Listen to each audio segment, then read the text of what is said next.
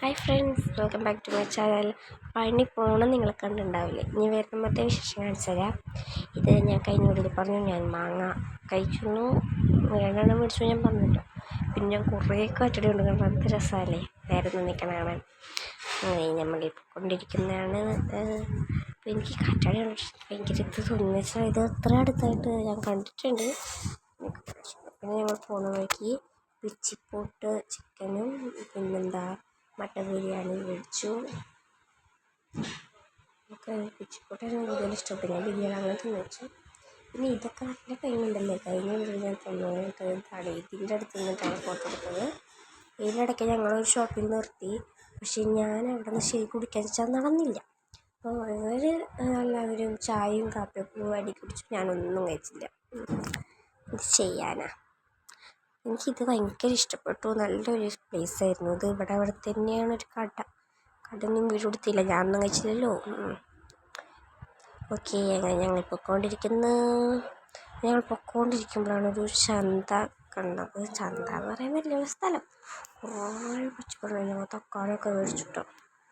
ചോപ്പഴമൊക്കെ ഉണ്ടാ പപ്പടം, എനിക്ക് തമിഴ്നാട്ടിൽ പാത്രം. ഈ സൈഡിലിരിക്കുന്ന പാത്രം കണ്ടോ, അങ്ങനത്തെ എല്ലാത്തിനും 20 രൂപ ഉള്ളു ഫ്രണ്ട്സ്. നിങ്ങൾ ആലോചിച്ച് നോക്കണം. വേണ്ട ഇതിനൊക്കെ 20 ഉള്ളു. അങ്ങനെ നമ്മളതൊക്കെ മേടിച്ച് ഇങ്ങനെ കൊണ്ടിരിക്കുമ്പോഴാണ് ഞാൻ ഫ്രൈഡ് ലിപ്സ് മേടിക്കാൻ വെച്ചാൽ ഇത്ര സാധനങ്ങൾ മേടിച്ചിടിക്ക് ഫുൾ നിറഞ്ഞ്. അങ്ങനെ ഞങ്ങൾ ദാണ്ടേ ഡിക്കി അടയ്ക്കാൻ പോകുന്നു. ഇടയ്ക്ക് എൻ്റെ അമ്മ 2-3 പഴം എടുത്തു തിന്നാനാണ് കേട്ടോ. ഞാൻ കഴിച്ചിരുന്നു. എനിക്കപ്പോഴും ഒരു മോറുണ്ടായിരുന്നില്ല ഗൈസ്. അങ്ങനെ നമ്മൾ വീണ്ടും യാത്ര തിരിച്ചു. അതിൻ്റെ ഇടയ്ക്ക് ഞാനൊന്നും കഴിക്കാത്തറിയ ഞാൻ മിഠായി വീട്ടിൽ നിന്ന് കൊണ്ടുവന്നിട്ടുണ്ടായിരുന്നു, അത് കഴിച്ചു, അമ്മയ്ക്കും കൊടുത്തു കേട്ടോ. ഞങ്ങൾ വീണ്ടും പൊയ്ക്കൊണ്ടിരിക്കുന്നു. ഇപ്പോഴൊക്കെ അത്യാവശ്യം നല്ല വെയിലുണ്ട്.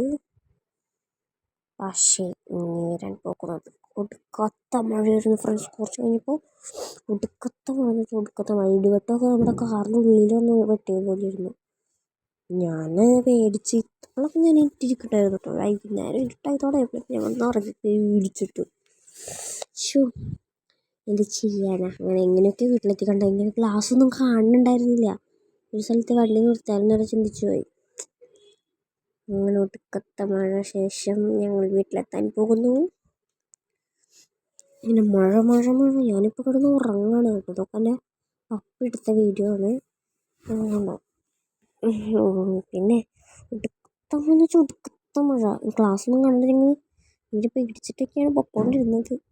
അങ്ങനെ ഞങ്ങൾ ലാസ്റ്റ് വീട്ടിലെത്തി.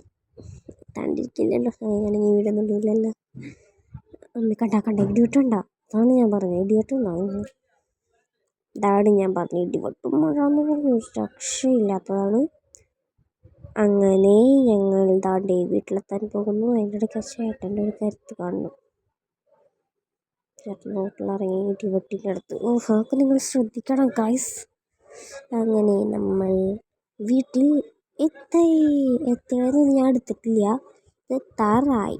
അങ്ങനെ അപ്പോൾ ഇത്രേ ഉള്ളൂ കേട്ടോ ഇന്നത്തെ പഴനി വ്ളോഗ് പാർട്ട് 1. പാർട്ട് 2 നിങ്ങൾക്ക് ഇഷ്ടപ്പെട്ടാൽ പറയാൻ മറക്കല്ലേ കേട്ടോ. ബൈ.